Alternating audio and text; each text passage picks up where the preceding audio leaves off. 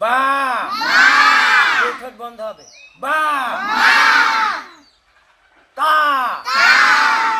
মানুষকে কোরআন শিক্ষা দেয়াই তার পেশা। তবে কোরআন শিক্ষা দেওয়ার জন্য নেন না মানুষের কাছ থেকে কোনো টাকা। বলছি কুষ্টিয়ার মিরপুর উপজেলার হাফেজ হান্নানের কথা, যিনি দীর্ঘ ৪১ বছর ধরে মানুষকে কোরআন শিক্ষা দিয়ে আসছেন।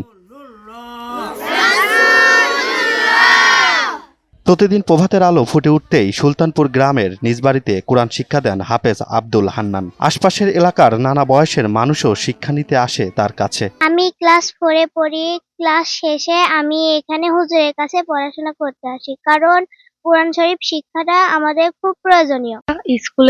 স্কুল ছুটি হওয়ার পর আমরা এসে মক্তব পড়ে বাড়ি যাই। কোরআন শিক্ষা আমার প্রয়োজন, আমি কোরআন শিক্ষায়।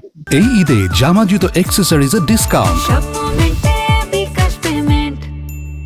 স্থানীয় একটি মসজিদে করেন ইমামতি ও কৃত্তিক সূত্রে পাওয়া জমিতে করেন চাষাবাদ। তা দিয়েই চলে কোনো রকম সংসার। তবুও শিক্ষাদানের বিনিময়ে নেন না কোনো অর্থ।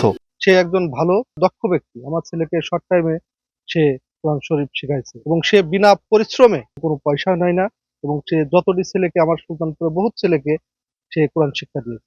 হুজুর আমাদের থেকে কোনো টাকা পয়সা নেয় না।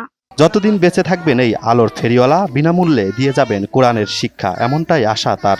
প্রায় ৪১ বছর আমি কোনো ছাত্র ছাত্রীদের কাছে কোনো পারিশ্রমিক নেই না। আমি এই কাজটি যতদিন আল্লাহ তাআলা আমাকে হায়াত রাখে, সুস্থ রাখে, আমি এই কাজটি, এই কোরআন শিক্ষার কাজটি আমি করে যাব ইনশাআল্লাহ। মহৎ এই উদ্যোগের শুরুটা ১৯৮৪ সালে, যা এখনো চলছে অবিরত। দেশ ও জাতির জন্য এক অনুপ্রেরণার নাম কোরআন প্রেমিক হাফেজ আব্দুল হান্নান।